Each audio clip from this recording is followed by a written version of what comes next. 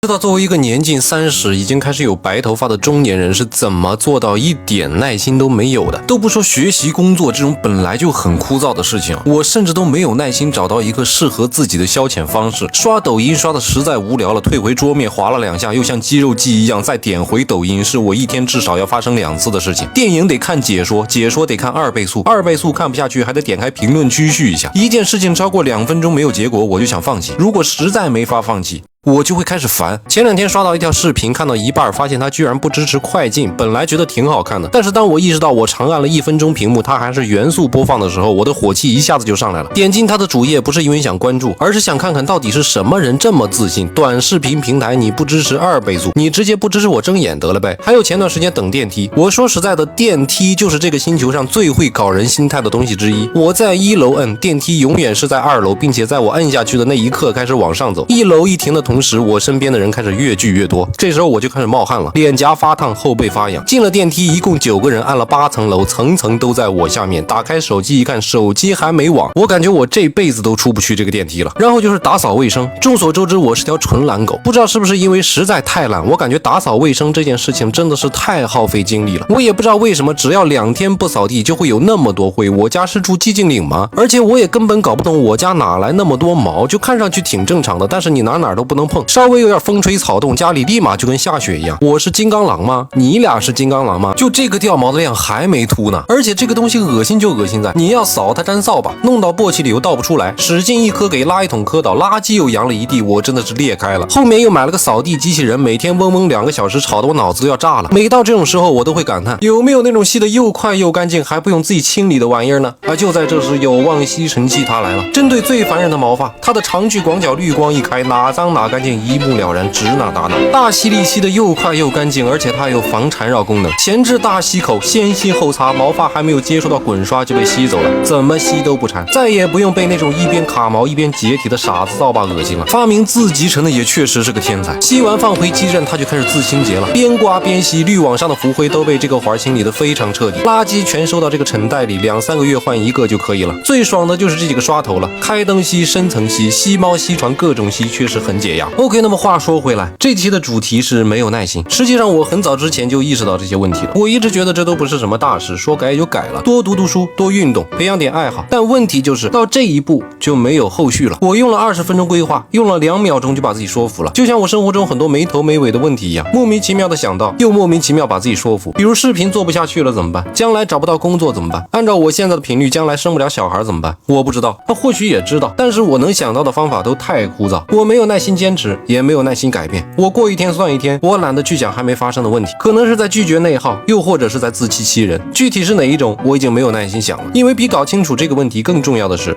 后脑勺2侧长白头发到底是不是肾虚啊？